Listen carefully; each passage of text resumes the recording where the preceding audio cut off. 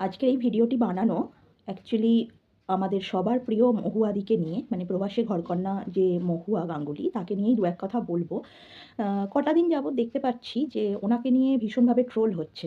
তো আমি এখানে ট্রোল হওয়ার মতো বিশেষ কোনো আহ, সম্ভাবনাই দেখছি না, তাই আমার দু একটা কথা আমি একটু শেয়ার করব। একটু শোনার অনুরোধ রইল। যে প্রথমত বলি যে এটা একদম বাস্তব সত্য যে তুমি যতগুলোই ভালো কাজ করো না কেন, একটা যদি ভুল কাজ করে ফেলো সেটা নিয়েই মানুষ একটা হৈ হৈ ফেলে দেবে, এরকম ব্যাপার। তো এখানেও ব্যাপারটা তাই হয়েছে। আমাদের প্রবাসী ঘরকন্যা মহুয়াদি, উনি যথেষ্ট ভালো ভিডিও বানায়। সেটা নিয়ে আমরা বোধহয় অনেকেই ওনার কাছ থেকে অনেক ভালো কিছু শিখতেও পারি, কারণ এইভাবে ভদ্র সভ্যভাবে ভিডিও বোধহয় খুব কম কন্টেন্ট ক্রিয়েটররাই বানান। তো অনেকেই ভিউয়ের আশাতে অনেক বাজেভাবে নাচানাচি করে ইত্যাদি ইত্যাদি, সে তো আমরা সবাই জানি কে কীরকম ভিডিও বানায়। তো সেক্ষেত্রে মহুয়াদি আজকে তার শাশুড়ি মারা গেছে সেটা নিয়ে একটা ভিডিও তিনি পোস্ট করেছেন। অ্যাকচুয়ালি তিনি যখন তার ডেলি রুটিনটা আমাদের সবার সাথে শেয়ার করেন, তাই সেখানে তার শাশুড়ি যে মারা গেছেন সেটা নিয়ে আমাদেরকে জানানো, সেটাও তার মনে হয়েছে যে এটার মধ্যে ভুল কিছু নয়, তিনি সত্যটাই তুলে ধরেছেন।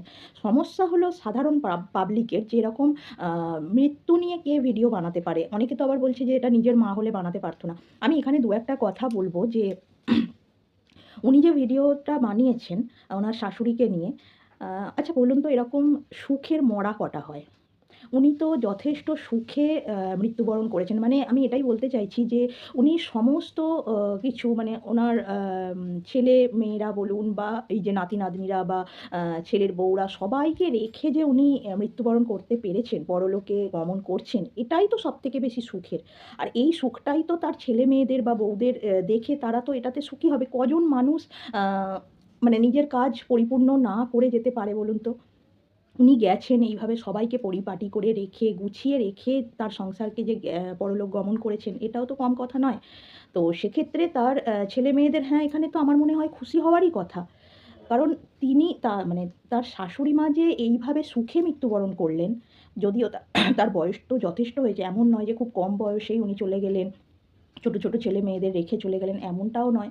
অতএব আমার অন্তত ব্যক্তিগতভাবে মনে হয়, এবং এটা অনেকেই বোধহয় ফিল করেছেন, যে কারোর সংসারে যদি এরকম হয়েও থাকে যে আ কোনো একজন ব্যক্তি তার কাজ পরিপূর্ণ না করেই বিদায় নিয়েছেন, তো তাদের অবস্থাটা কী হয়?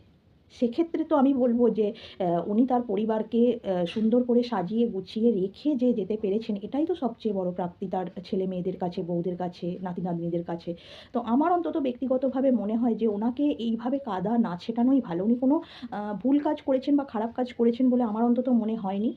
আর আরেকটা কথা বলি, উনি আ আমি এটাও দেখলাম যে উনি নাকি এক্ষেত্রে মনিটাইজেশন অফ করে রেখেছেন।